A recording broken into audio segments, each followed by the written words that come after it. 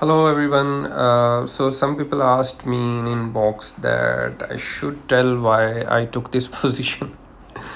So first of all, it was a fun trade. I mean, not a serious trade, but I took this challenge because I already saw APT chart in the morning, right? So I knew I can avail that.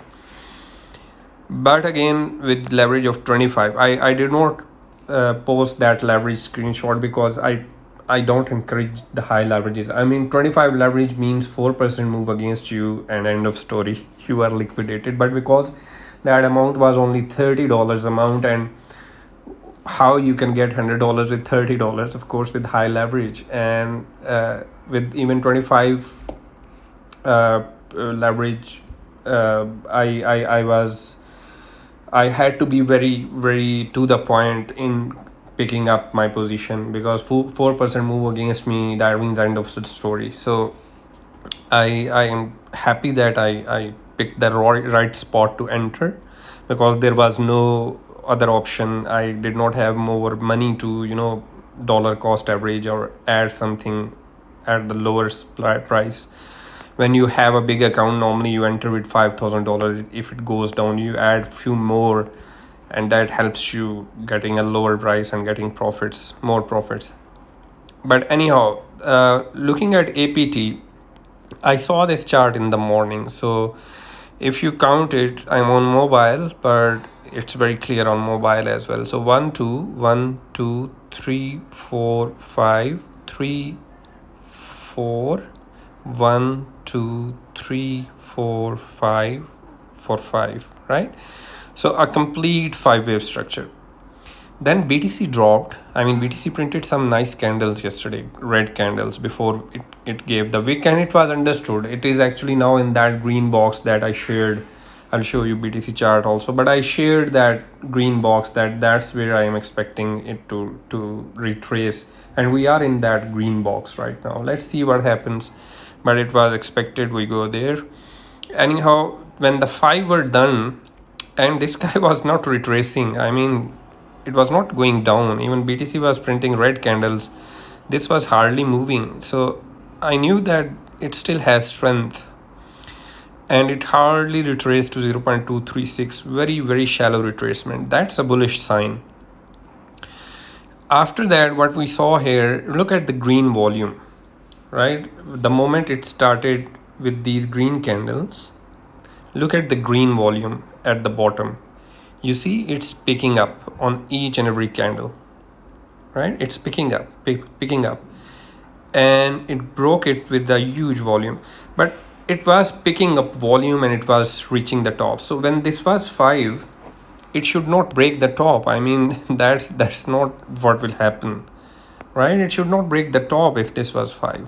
It should retrace a lot lower, and you see this green box down. This was my expectation, but when I saw that this is not moving to the downside, I knew it's a move is coming. So that's why I accepted the challenge. I said that I will make it 100 profit with $30, and eventually we got $215 plus, I think. So that $30 account is now around $250 account, and if wisely he will trade, he can grow it. That's what I say, that it's not about the money, it's about the right trades. How it's not that trading you trade every day. You take the right trade once in a week maybe, but grow your account. That's the main target. So when I saw this broke up, I knew it's a leg up, and a leg up means 5-wave structure. So in 5-wave structure, when this broke up and I saw clearly 3, right? There were 3. I was a little late. I did not catch this breakout, by the way. So this sideways movement was 4, and this break was where I entered for this. Now it seems a small move, but let me show you. That's a 15-16% move. I did not catch all of that, maybe 12%, 13%. Or a little bit more, but I entered somewhere here, I remember, right? When I saw this strength, you see the volume, a green volume picking up on this candle right away. This candle, this small candle, we saw volume spike. Even here, we saw a green volume spike, right? That doesn't mean that, what does this mean, this green volume spike? It means that the market wants to go up. You just need to time your entry. So I think I entered on this somewhere here. I mean, I was assuming this as a running flat, right? So I had to enter a little early. So I was assuming this as running flat, and it turned out to be a running flat. I think so. So this was A, this was B, and this was C, right? So I think I entered somewhere here, very, very early, somewhere here. And then it went up.